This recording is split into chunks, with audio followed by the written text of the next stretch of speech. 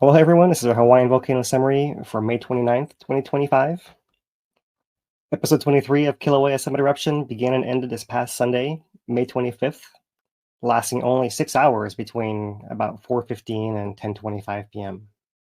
See some images of that episode coming on screen here, but I'll play back the live stream compilations that we have from the USGS cameras. You see that the fountaining began from the north vent and reached very high peaks of over 350 meters or 1,150 feet, and was joined by the south vent after that as the north vent waned down, which also reached heights of 800 feet or so. That dropped a lot of material towards the southwest with the dominant trade winds this past eruption, but those very high fountains were also accompanied by a massive outpouring of gas that was able to reach up to 29,000 feet above sea level, according to the USGS reports. Here, our webcams are only showing us this low-level fallout of tephra and gas, and a lot of the other stuff is higher up above the camera here.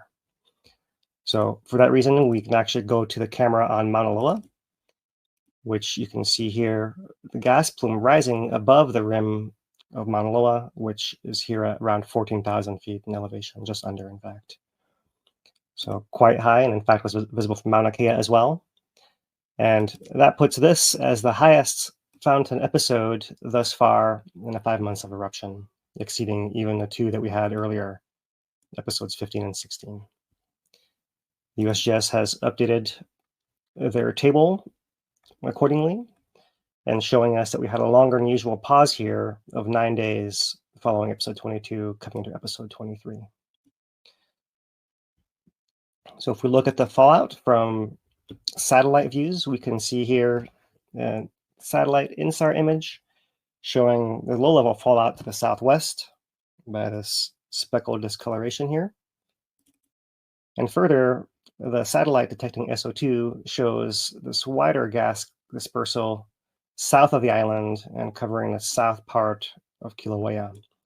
And it seems likely that as the gas reached those upper atmosphere elevations, it was blown by different winds, and that allowed lighter materials like Pele's hair and reticulite to be dispersed from the southeast part of Kīlauea across Maunaloa all the way as far as Ocean View in South Hawaii. The eruption fed lava flows once again that crossed the full length of Halemaʻumaʻu crater floor. This is about 1 1/3 miles across, or just over 2 kilometers, as lava was inflating underneath the crust in between the episodes as well. So here we have the most recent map from a few weeks ago showing the location of the vents in the southwest and this distance across the crater floor the flows traveled, all contained within a summit crater in Hawaii Volcanoes National Park and posing no threat to people. If we look at the ground signals since the eruption ended, we see the resumption of inflation, swelling of the ground as magma is reoccupying the reservoir, suggesting that we are primed for another episode, which the USGS suggests comes in the next 3 to 7 days.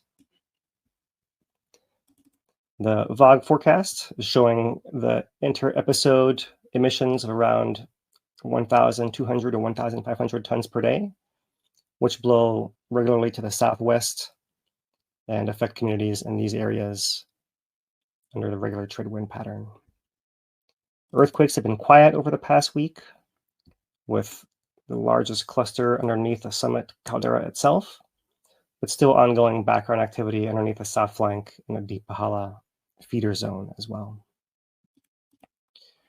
We can see from our GPS distances across the summit caldera that we are oscillating, extending, and contracting as we erupt each episode and then recover by stretching back out, with an overall trend of spreading the caldera slightly at a slower rate than we have in the previous parts of the year.